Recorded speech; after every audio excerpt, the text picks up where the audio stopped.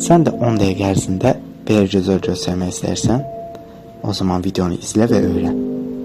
İlk öncə eskizi qururuq. Gözün üst qismindən başlayaraq alt qismına keçirəm və eskizi davam etdirirəm. Gözün bəbəyini çəkdikdən sonra gözün üst qapağını çəkirəm. Kiçik xətaları pozanla silə bilərsiniz. Xətaları rahat silmək üçün qələmi yavaş bastırın. Artıq tonlamaya keçirəm. Tonlamanı yavaşca 2B ilə edirəm. Tonlamada önəmli olan tonu düz tutturmaq və tonun keçidlərini yavaş-yavaş etməkdir. Birbaşa işıqdan kölgəyə keçiddə real görsənmir. Burada yenə 2B ilə açıq tonlarda ton verirəm.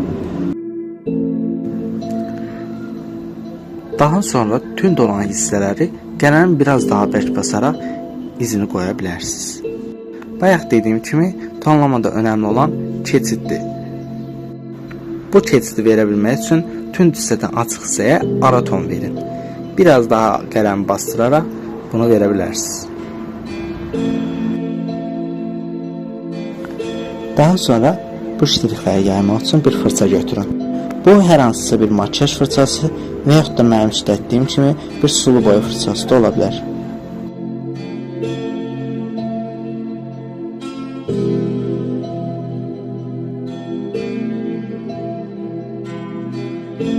Ştrixləri fırça ilə yaydıqdan sonra biraz daha tünd tonları vermək üçün yenidən 2B ilə biraz bərk bastıraraq ştrixlər verin və sonra eyni formada yayın.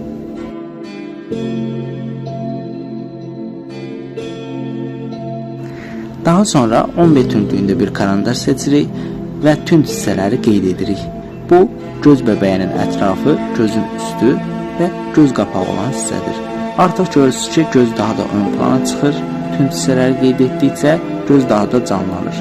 Gözün bəbəyini qeyd edirik, gözün işığına dəymədən digər yerləri tonlayırıq. Kirpik çıxan hissədə ən tünd olan yerlərdən biridir. Çünki kirpiklərin daha təbii görsənmək üçün onların çıxdığı səth daha tünd olmalıdır.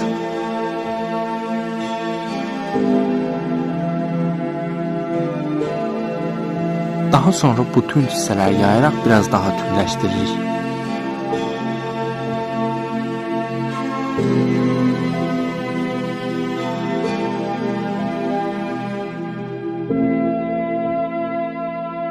Gözün iç hissəsini daha təbii görünmək üçün ətraflarına tünd ton, içinə doğru isə açıq ton vermək lazımdır.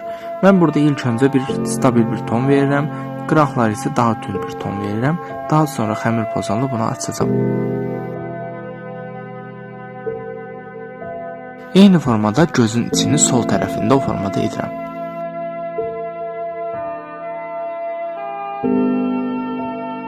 Göz bəbəyinə isə stabil bir ton verib yayıram.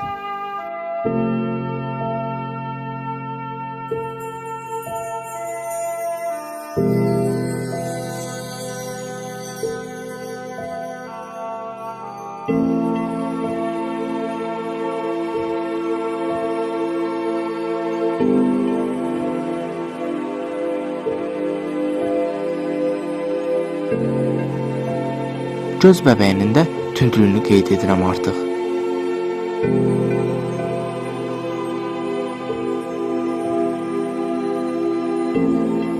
Gözün üst qismini tündləşdirib alt hissəsində açıq tonda vermək gözü daha reallıq qatır.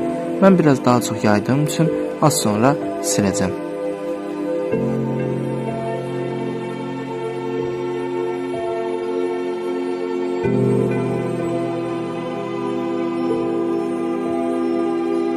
Gözün iç hissəsini biraz əvvəl qeyd etdiyim kimi daha çox tonlama etdiyim üçün indi xəmir pozanla sirirəm artıq.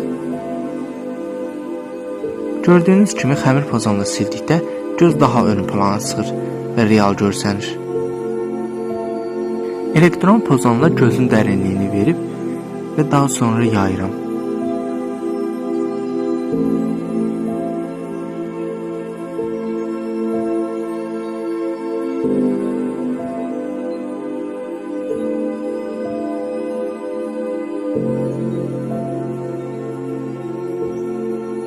Göz qapağını yayıb daha real göstərdikdən sonra göz alt torbasının eskizini qurmağa başlayıram.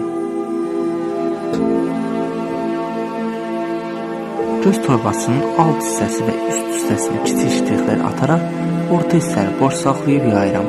Bu gözü daha real göstərir. Part 2 üçün videonu bəyənib takip etməyi unutmayın. Sağ olun.